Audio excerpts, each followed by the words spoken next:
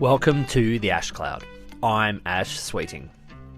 The role and sustainability of global livestock production systems is increasingly an impassioned topic of discussion. Today we are joined by Alison Van Eenenna, who leads animal biotechnology and genomics at UC Davis, to discuss the opportunities technology can play in improving the sustainability and productivity of livestock, the increased politicisation of this debate, especially in light of the misinformation campaign targeting the methane livestock inhibitor Bovaer in recent weeks, and where alternative proteins fit into the picture to meet the growing demand for protein across the global north and the global south. Alison, thank you very much for joining me today. Thanks for having me here, Ash. So you've been working at UC Davis on biotech for agriculture, especially for animal production, for a number of decades. And what's happened over that time in terms of the new technologies that have come in and then how they have been taken by farmers, or how the perception of farmers and consumers? Yeah, well, as I'm a geneticist, and so I'm kind of interested in technologies that can improve genetics in general. And some technologies have come and been adopted very widely, something like genomic selection, where you can actually test the DNA of an animal and determine how good it's going to be, and basically select animals like that. That has come in the last decade with almost no public pushback whatsoever. But other technologies, and I'm thinking here specifically of things like genetic engineering, or GMOs, more commonly known, or recombinant bovine somatotropin, have met with considerable hostility in the public arena. And I think it's been a little bit perhaps confusing for people working in this field, in that there's not a huge distinction sometimes between what it enrages the kind of the public debate and others that just kind of go through without any pushback. Because to me, they're all technologies that help to improve the basic footprint of agriculture and the sustainability. And anytime you block a technology from coming to be used, you kind of have this what's called an opportunity cost of basically improvements you could have done if you could have used that technology, but it got removed because you didn't have I hate this term, but the social license to use it. Or there was a lot of pushback from competing business interests that kind of said, hey, our product doesn't contain XYZ, whatever that is. You should buy our product because XYZ might, give you cancer or give your kid autism or make your testicles small, or whatever the thing is. And it's been really hard to kind of counter that narrative, because fear is kind of so much more newsworthy than reassurance from scientists saying, no, it's all good. There's no safety concerns here. The data just doesn't support that. There's a lot in that. And one of the first things that comes to mind, and I think GMO or genetically modified organisms is a great example of this, that there's been a lot of pushback, especially 10, 20 years ago or 50 plus, in terms of GMO for corn and soy and for crops. But yet at the same time, most, or not most, but many of the medicines and pharmaceuticals that people use are also made through GMO technologies. And you'll have consumers that are protesting about a GMO crop, but then they're taking a GMO medicine, without seeing a contradiction in the fact that they're protesting against the use for one form and not the other. Does that just, I guess, highlight that the complexity is us as humans, and how we can look at two different things that are basically the same technology and have a very different opinion on them, or see them through a different lens? Yeah, I mean, I think it's a little bit the benefit. So let's just take insulin, for example, which is created using genetically engineered organisms and is widely used by type 1 diabetics, and type 2. But, type 1 diabetics, it's not like they can get an alternative form of insulin that is going to take care of their needs and they will survive. So I can't sell you a herbal remedy that's going to do the same thing as what this medicine actually does. And there's a very real benefit to that person. So if they don't take it, they die. So I would call that perhaps the most benefit you could get from something. Versus GM food, especially in the developed world where we have choice in the marketplace, there's not a lot of risk, so to speak, in selecting a product that doesn't contain XYZ, and maybe paying a little bit more because it doesn't contain that. And you're still getting food, and so it's not like there's a big drawback to that. And so there's been this constant contradiction between medicine and food, as you alluded to. And part of it, I think, is that the groups that are really promoting the fear and selling their alternative products, they can do that in the food space because there's really no harm in either eating GMOs or not eating GMOs, versus they really can't do that in the medicine space. It's like, yeah, don't take your insulin, get my dodgy pill, and you can take this and you'll be fine, but you won't, you'll be dead. And so I think the very real benefit of the medicines is perhaps what distinguishes it. Whereas in the food space, there are options and there's no real consequence to either eating it or not eating it in terms of your actual health.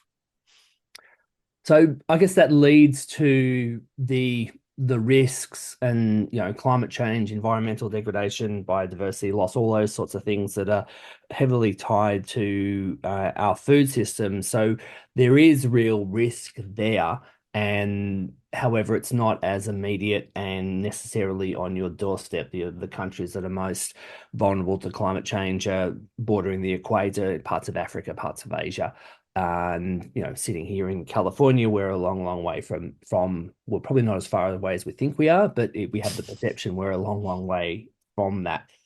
But on that note, you took part in a debate about GMO a number of years ago, and there was and the side you were on, actually, when the audience voted, won the debate, which was for the benefits of GMO, whereas I think 10 or 15 years before that, that would have been much less likely. So consumer perception is evolving in terms of what's, I guess, new science and what's old science, even though the safety concerns or all those things haven't really changed. So how do you see all of that?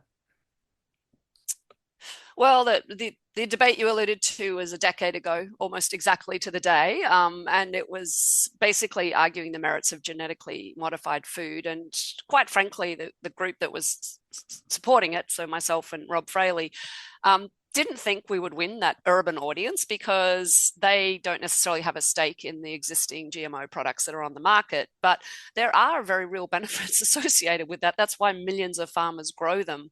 And to be able to have a calm discussion with a very skilled moderator about the technology for an hour and a half, we were actually able to get a sizable group of the audience that were undecided about the technology to actually see the benefits and vote for the product.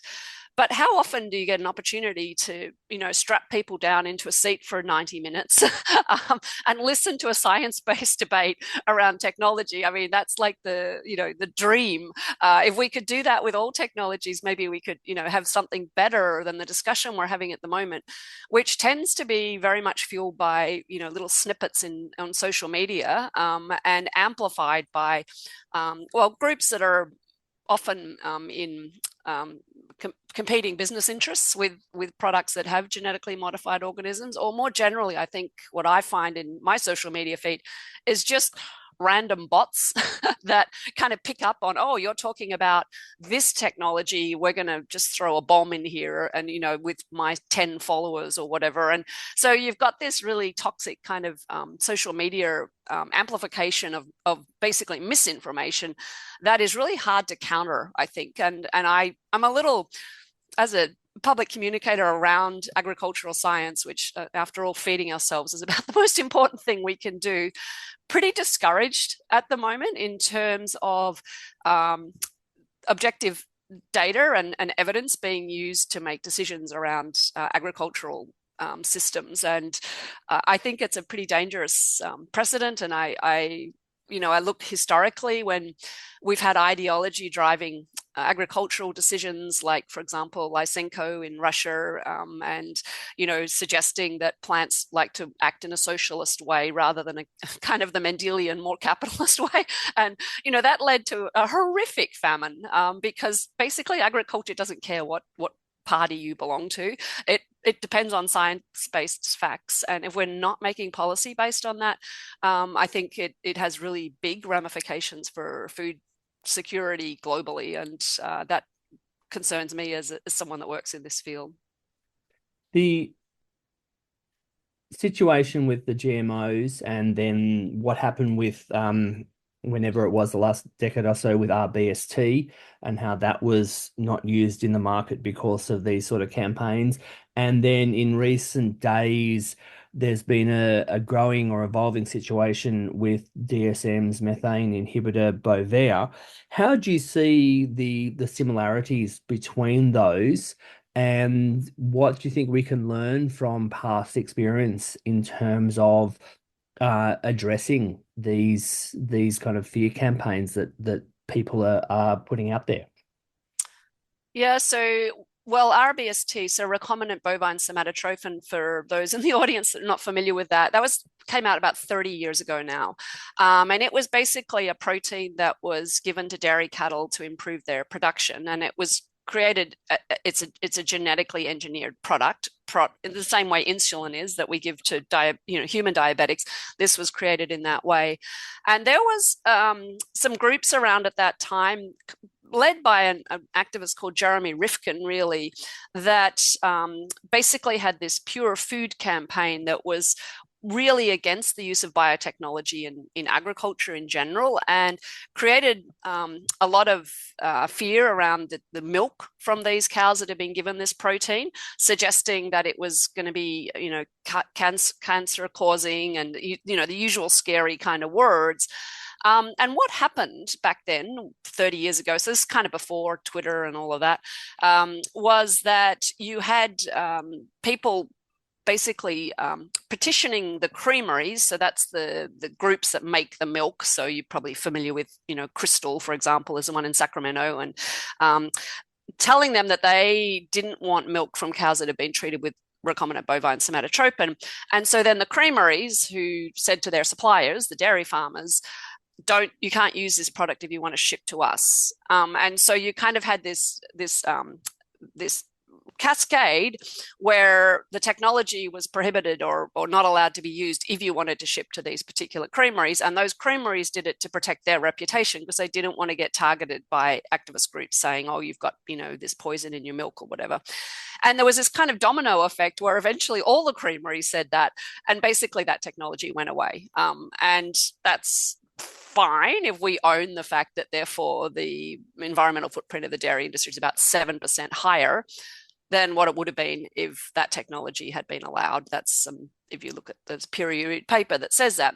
So now we've got this product called Bovaer, which is basically a feed additive that's given to dairy cows to basically stop the last little phase of digestion in the first stomach of a cow, that reduces the methane that they burp up.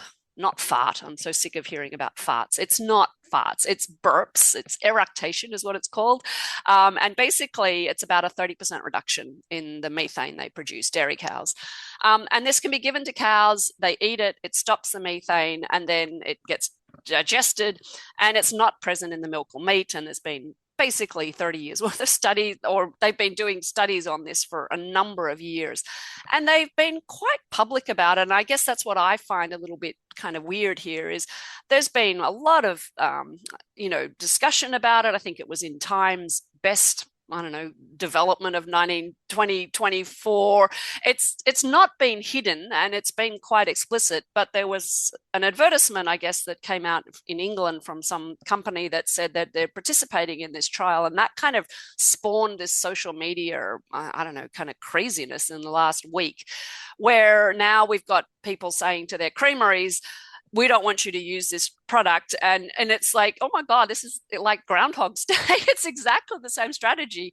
And yep, sure, we cannot use this product. We can tell the company that developed it that thanks for the millions of dollars of investment to try to get this methane decreasing product to market. But we're just going to be arbitrarily against it because it's not natural or whatever their concerns are.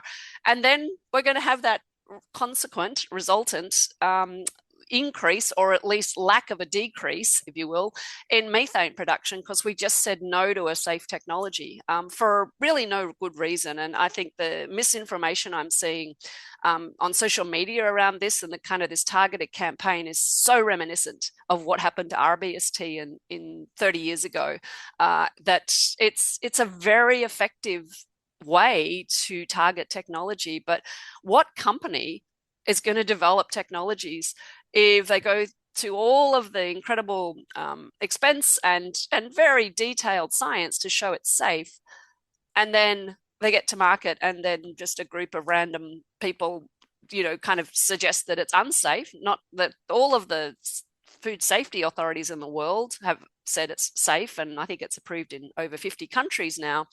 But Joe Blow on his couch on the internet's decided it's not safe, and therefore, is that going to actually drive the technology from being removed from the marketplace? And that's a scary concept for anyone thinking of introducing innovation to agriculture. You're going to be the next RBST, so to speak, and can we prevent that? And I hate to say it because it's my field and maybe I'm a really bad communicator, but I don't think we're winning this. Science is not winning this game, and we need to do something different, I guess, to move the needle, because it is very easy for misinformation and kind of these influence peddlers to get the upper hand, and basically for false narratives to drive the outcomes of what happens in global ag systems. I interviewed Mike Kinderman, who led the whole development process for DSM of Bovaer on a previous episode, where he explained that the rigor that they put into developing that. My understanding is it's now approved in 68 jurisdictions, including across the EU and the US. And all those different jurisdictions have their own regulatory processes, which require safety studies. Many of them require, if it's going to the food systems, they require studies in terms of residues in food.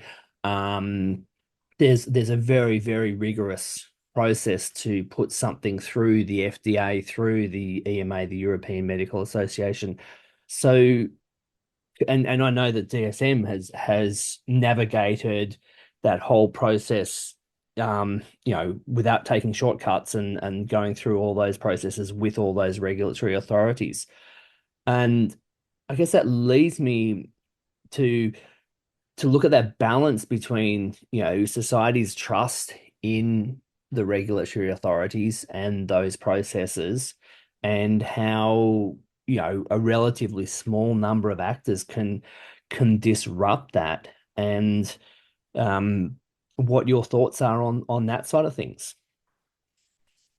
Yeah, I think that there have been some historical events that have created distrust in the food system, and I'm thinking specifically here of it's a long time ago now, but the mad cow disease outbreak, and specifically there was some assurance I believe it was particularly in the UK, that this was safe to eat, and then it turned out that there wasn't. And in the end, it wasn't a huge number of people that were affected, but it was more that it was stated that this is safe, and then it was shown not to be. And I think what happened after that was there was this cry for what's called long-term safety studies. And that sounds pretty innocuous, right? Like, of course you'd want long-term safety studies.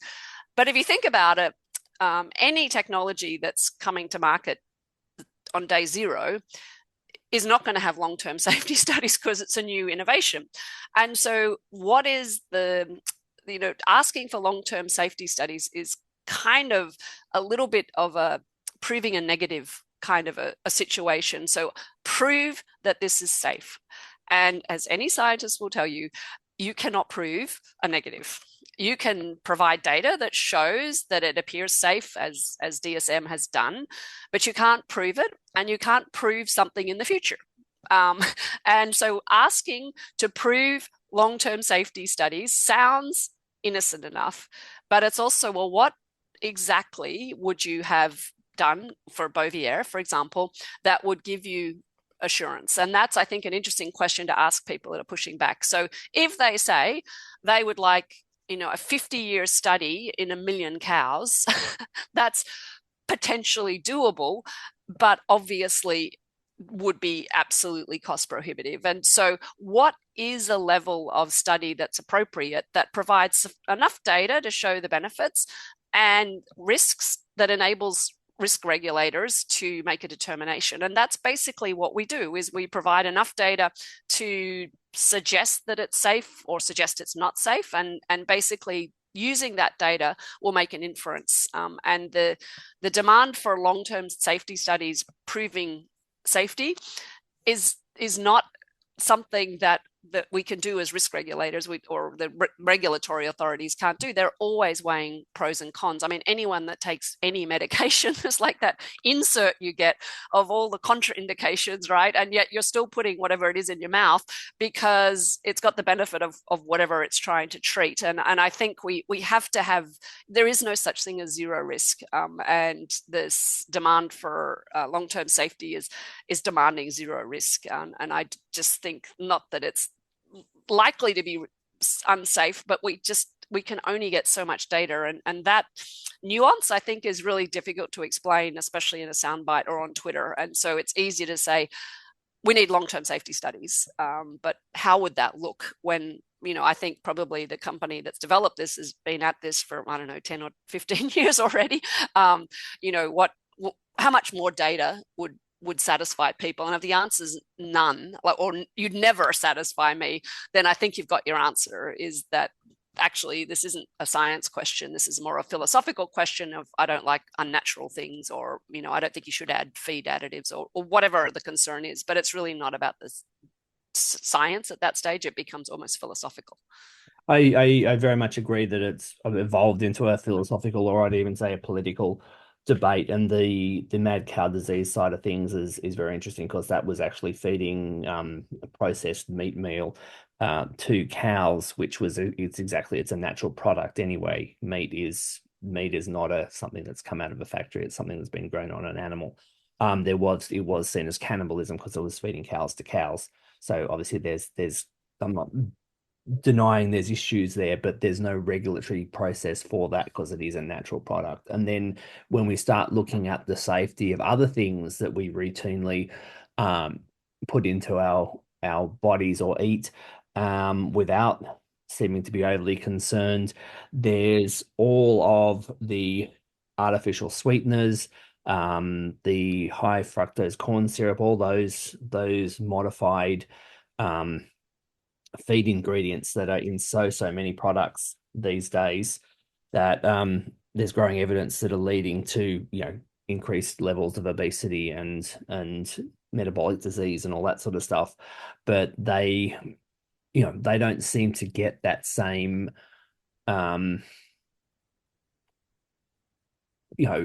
dramatic response. And maybe because they're so ubiquitous, there's no one person to target on that. But I guess what I'm saying is we are, we seem to have different lenses that we look through many different things Well, with. different levels of risk tolerance, I think. And I guess the most classic thing that, and I'll put my hand up for putting this into my body, is alcohol is a well-known carcinogen. But does that stop me having a glass of wine at night? No, because it's a dose situation, right? And I think that, relatively, and certainly you do the risk calculation in your brain, and plenty of people have done that in their brain and said that it's okay to have a glass of wine. So I think we do that with everything in our lives. Is there's no such thing as zero risk, but we look at the benefits and weigh how we're going to behave accordingly. Moving on to food and what we eat, and you recently wrote a paper and a blog about the growing need for protein, where that will be between the global north and the global south, or where the greatest growth will be in that demand, and opportunities to meet that demand. Do you want to give us an outline of what you wrote in that paper and how you see the global demand for protein in the coming years and decades? Sure. So yeah, this was a paper that came out in PNAS in an issue this week they had on alternative proteins, so things like veggie burgers and cultured meat and what have you. And I guess I write this from Davis here in California, which is about an hour's south or north of Silicon Valley. And I was watching in the last decade the kind of the emergence of the alternative meat sphere, if you will, and some rather crazy pronouncements that were coming out of some of the CEOs of the companies down there in terms of we are going to eliminate all animal agriculture from the globe by 2030. I think is his classic quote, which is, let me see, 2024, we're 6 years from eliminating all animals from our global food supply, according to this CEO. And for someone to say something like that was just so ludicrous in my brain. And, we're a large ag university. You'd think maybe you could have a discussion as to whether that's likely, because animals are such an important part of our global food supply and global agricultural systems that it's difficult to overstate their role. And it's not just in the developed world where maybe they're just seen as hamburgers in the case of cows, but in the developing world where most of these ruminants live and the vast amount of animal protein is being produced, is that they actually have really big needs for more high nutrition protein. In other words, a lot of their population doesn't get enough animal source foods, and they're not very efficient at producing them relative to the first world, where we've used all the innovations we've been talking about to basically really reduce the environmental footprint of a kilogram of beef or a glass of milk.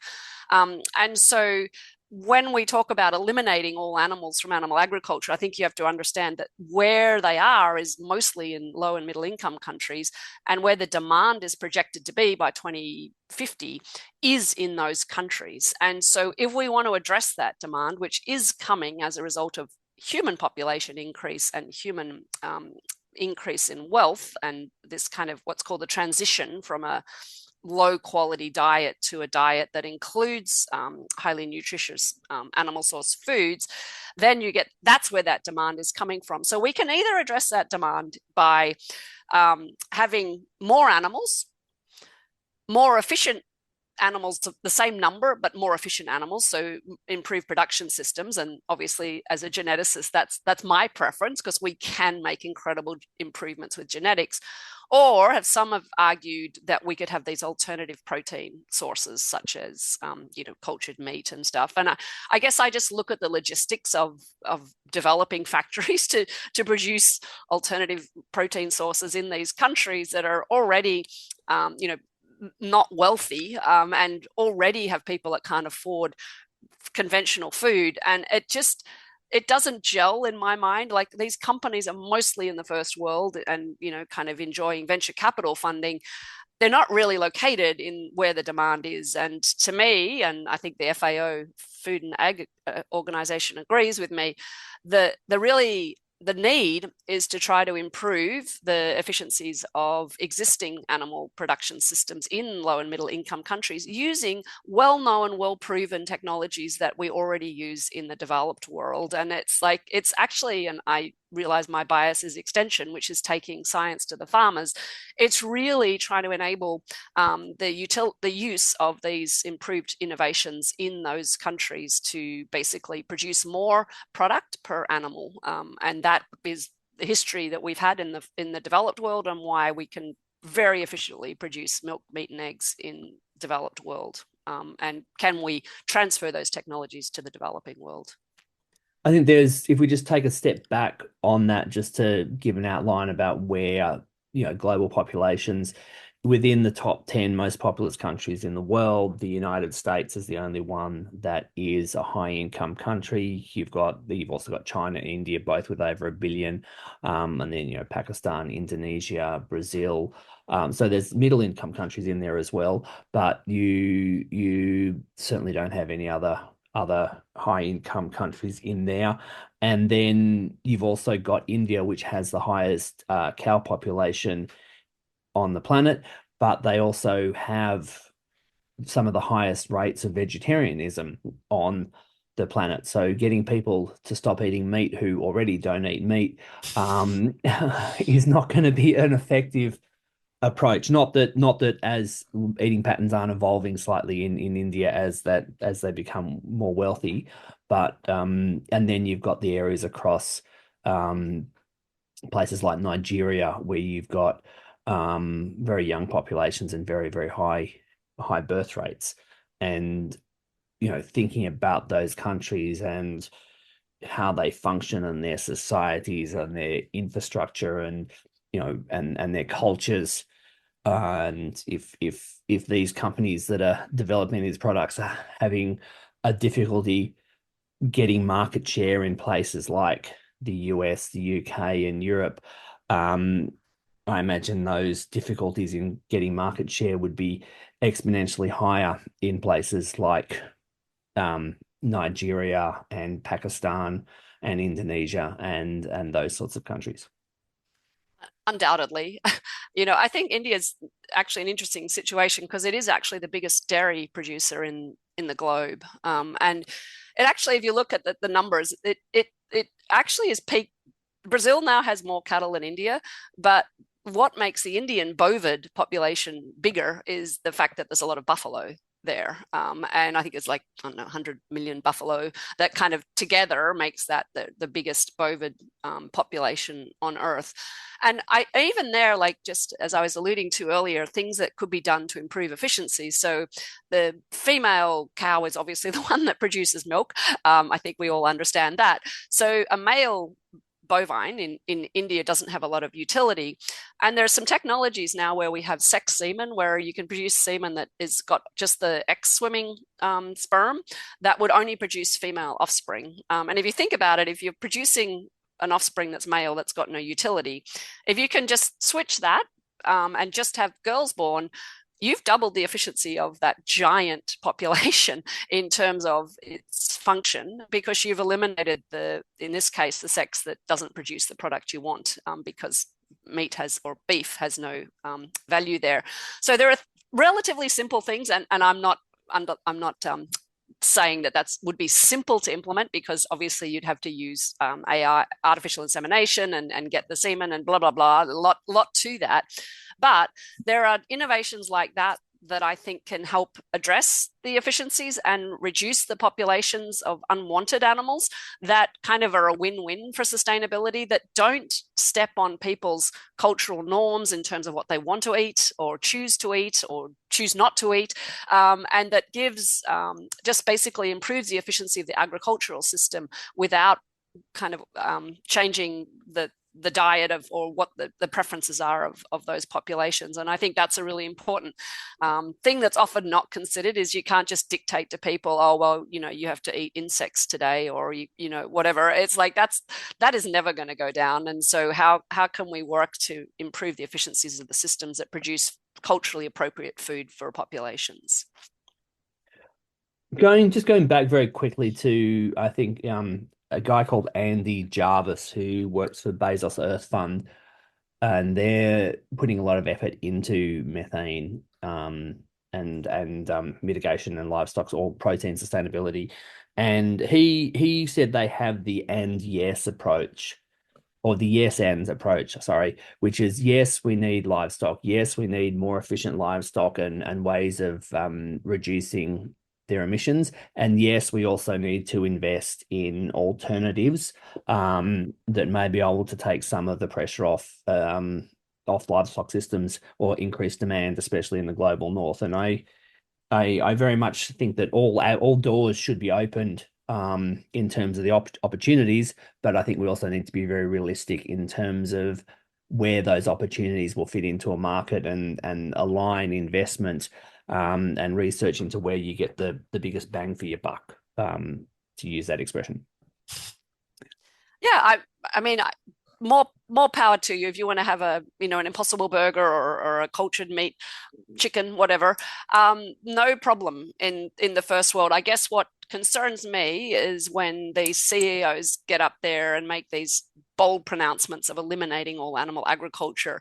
That to me is bombastic and kind of unnecessary. Like if it's a yes and discussion, then don't paint your competing business interests, if you will, with a negative brush. And I think we see that a lot in agriculture, and it gets back to our previous discussion where my superior product doesn't have unicorn poo, but everybody else's does, and so buy my stuff that's labeled unicorn poo free. It's more expensive, but you'll protect your kids from potentially being exposed to unicorn poo.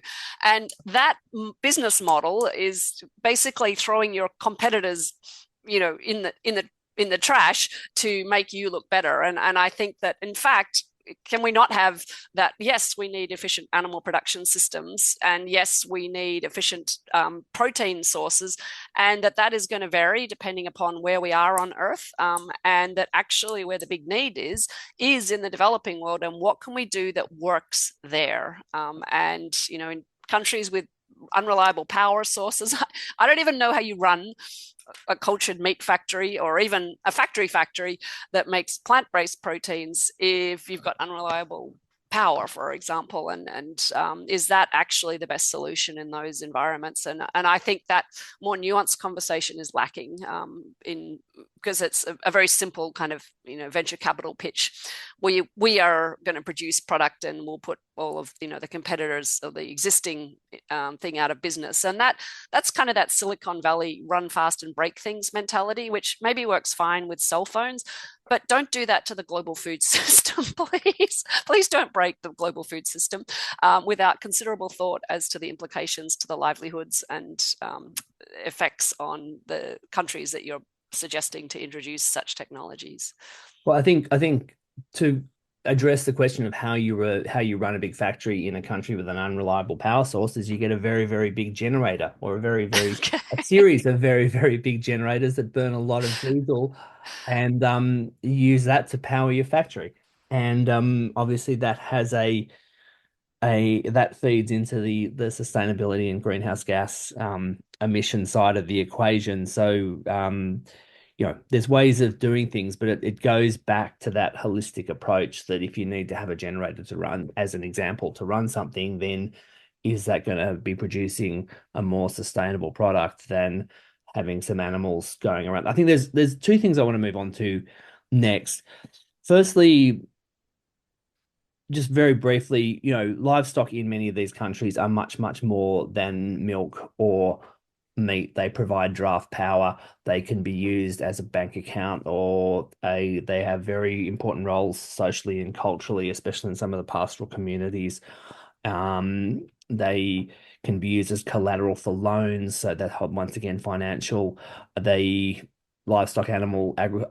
and livestock agriculture is often a significant employer and empowerer of women in many of these societies as well. So is there anything else that needs to be added to what I just said in terms of the roles of livestock in many of these cultures?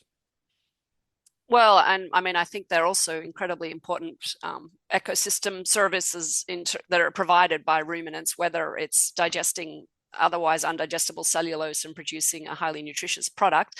And also, obviously the poop and the manure coming back is a really important source of fertilizer for those countries.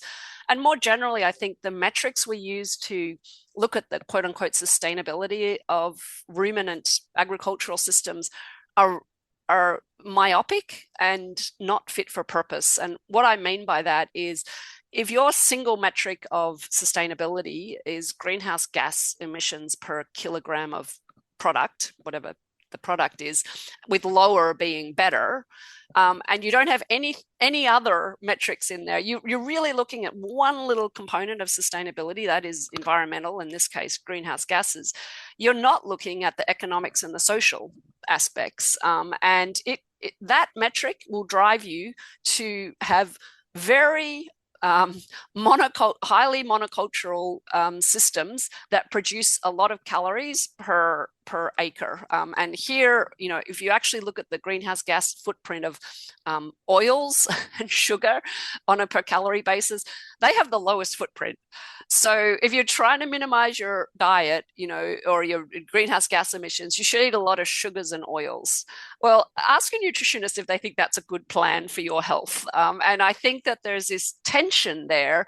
If you just use that single metric, you will get driven in a direction of monocultures and, I would argue, not the healthiest food choices. And in fact, I think we need to look at optimal diets rather than minimizing greenhouse gas emissions, because actually the nutrient components of a kilogram of product is vastly different between meat and, I don't know, watermelon or whatever, and that has to be factored in there somewhere too, because presumably the reason you're eating is for your health, and to provide nutrients to your body, not to minimize your greenhouse gas emissions. And that to me is just too simplistic. And I think ag scientists, particularly animal scientists, have been pushing back on that simplistic narrative, because it just doesn't make sense given the complexities and the multiple roles that these animals play. They're not just food, they're much more than food.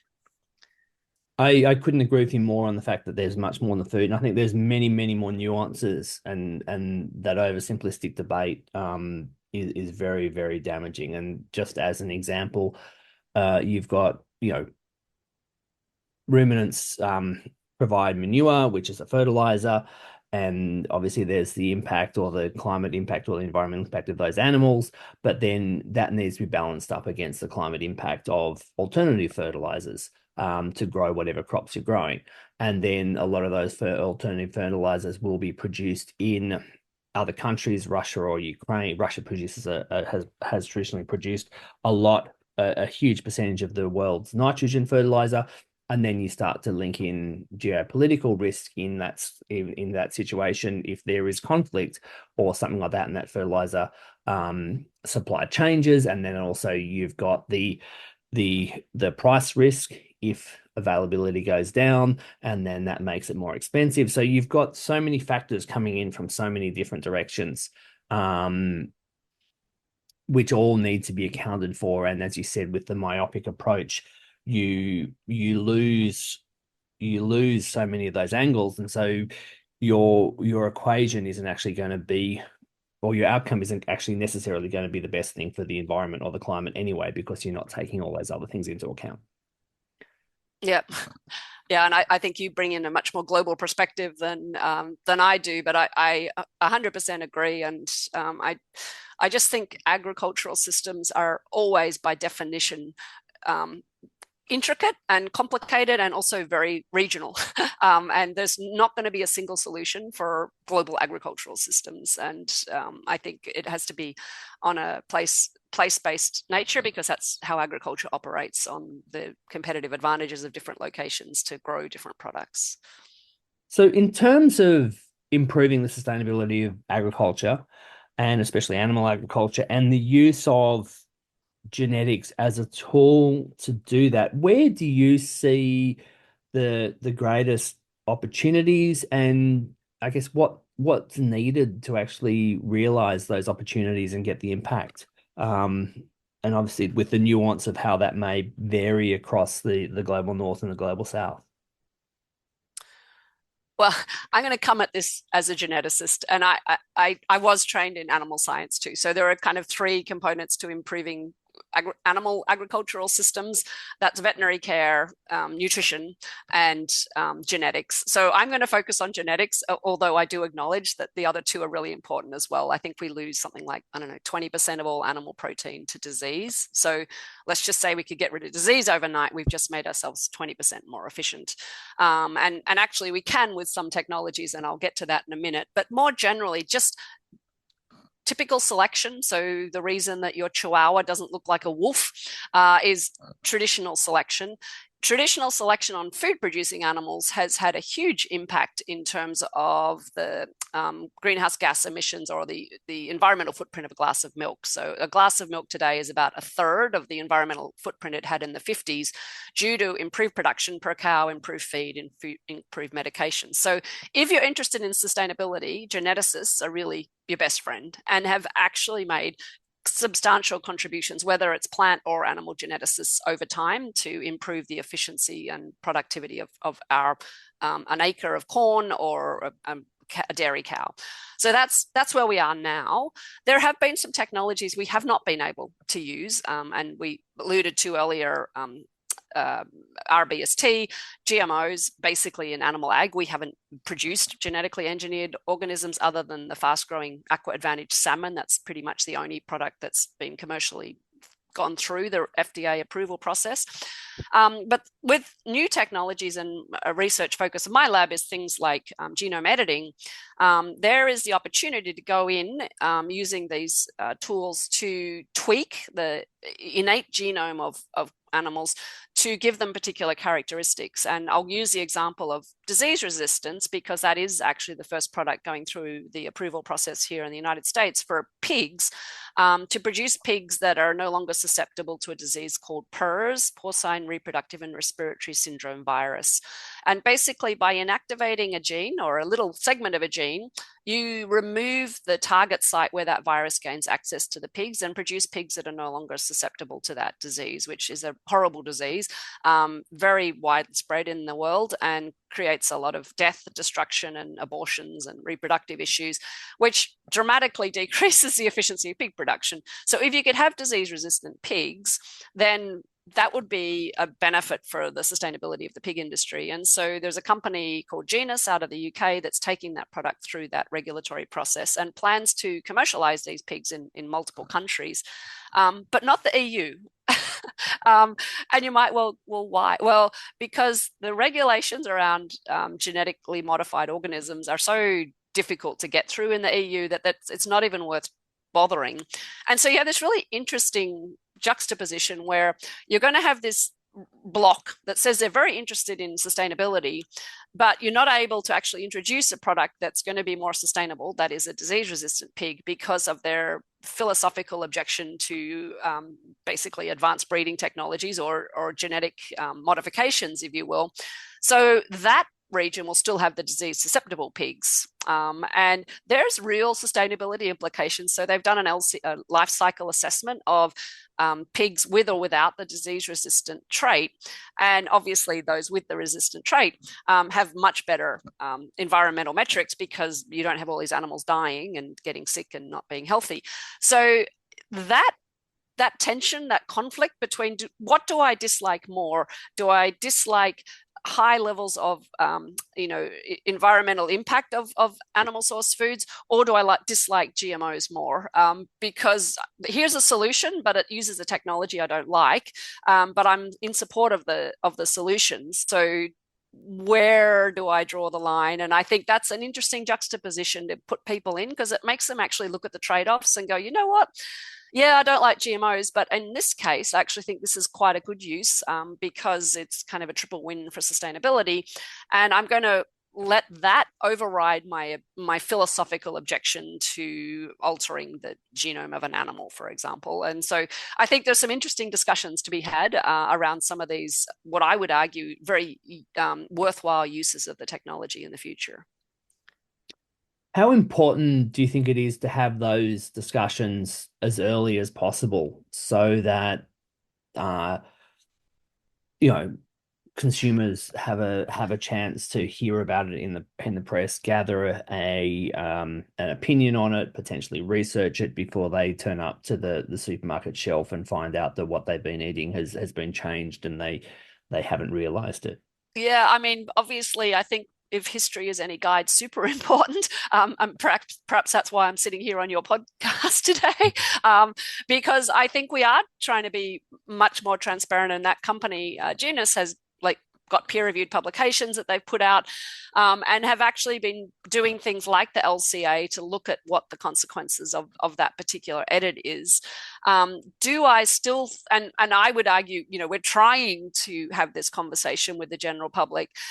The question will be, are the competing business interests and for example, the marketers of organic products going to do the same thing they did with GMOs, which was a very lucrative outlet for them, and that is to create fear around conventional products that use genetic modifications and then therefore buy our product, which doesn't use that technology, for a higher price. And that business model has been so successful that I fear that they will not change that behavior, because it's worked so well in the past. And the kind of the detritus as a result of that marketing model is the abandonment of safe technologies that could reduce the environmental footprint of our production systems. And that would be a tragedy, I think, if in fact the scientists of the world are working to develop innovations showing they're are not associated with food safety risks,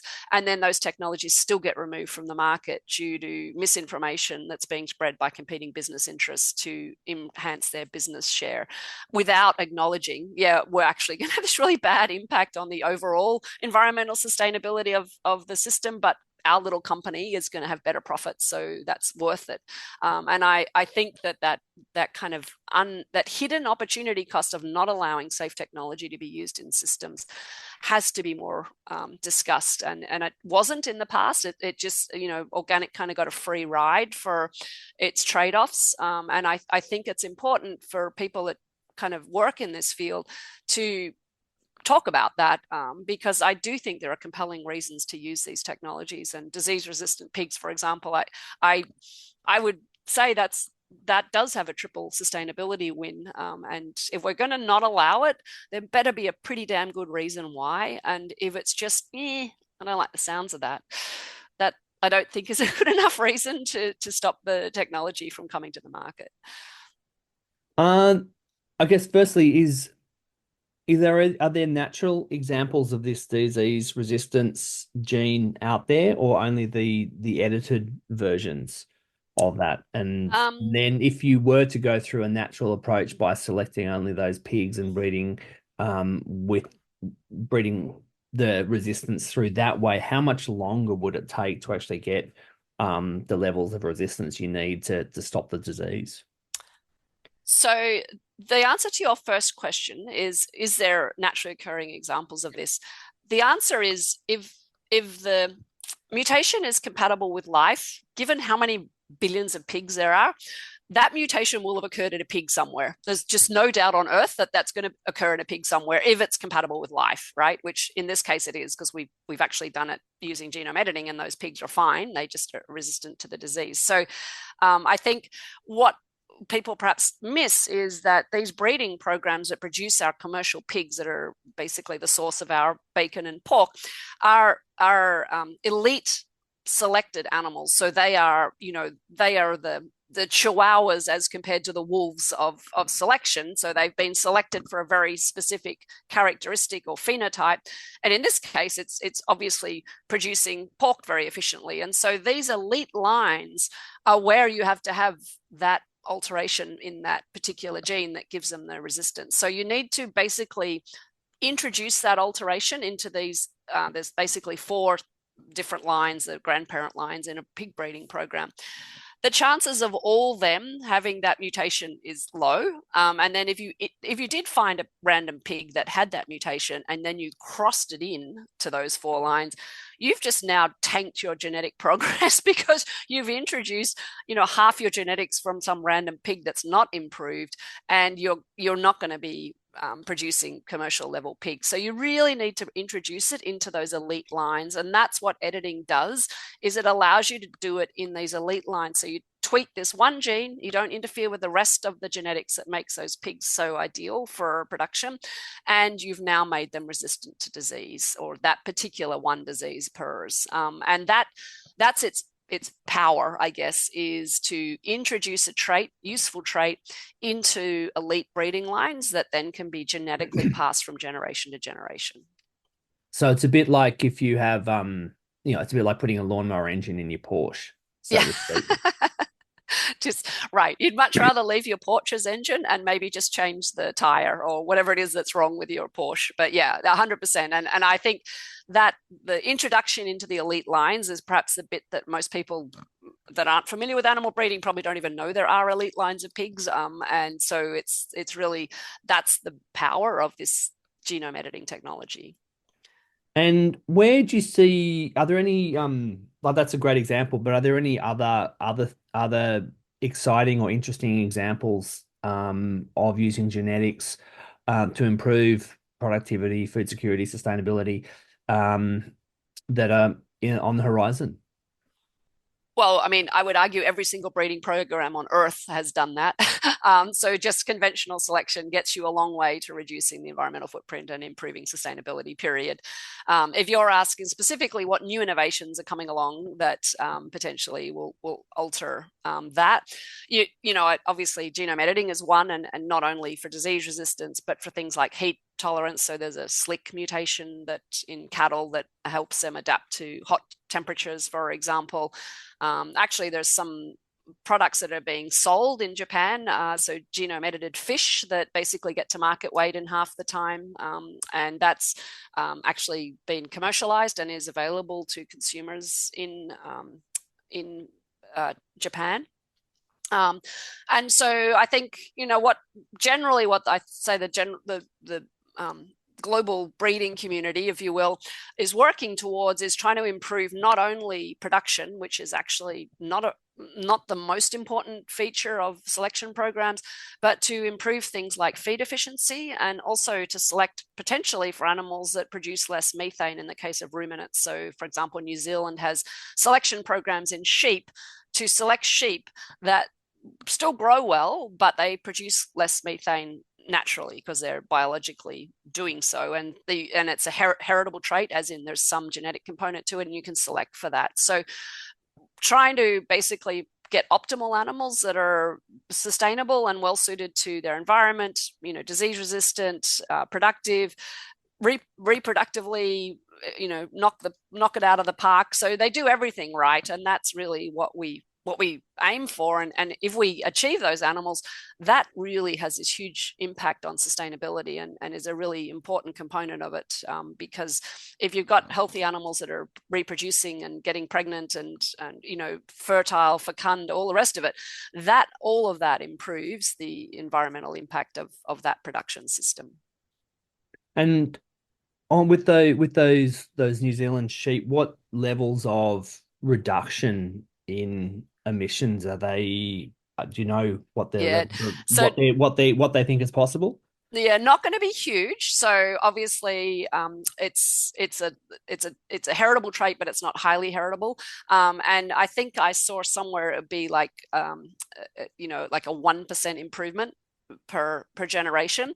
And obviously, a generation in sheep is they're about 5 months gestation. Maybe it's 2 years or something like that, because you have to have the sheep that you select that then has offspring and then has offspring, blah, blah, blah. But the thing with genetics that's beautiful, and I do realize I'm very biased here, is that it's permanent and cumulative. And what I mean by that is once you've made a genetic improvement to an animal, you don't need to keep giving it a feed additive to reduce methane, or you don't need to give it an injection or anything.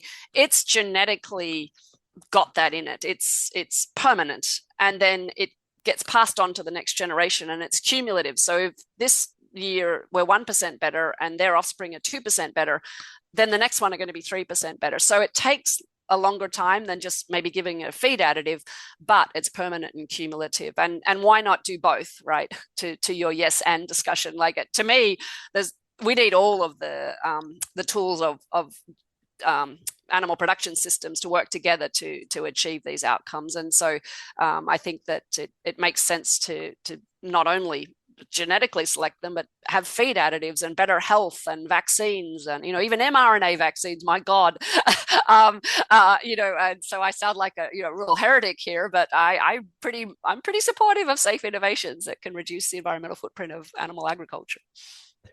This is probably going to be about the easiest question to ask a geneticist, so just take that in mind. But um, my impression is that farmers, ranchers across the world see breeding as a tool that they trust and that they like to use. It's one of their favorite, from farmers and ranchers I've spoken, it's one of their favorite tools in the toolkit. Is that something that you have also seen, or how do you see the approach or the enthusiasm by farmers and ranchers for breeding as a tool?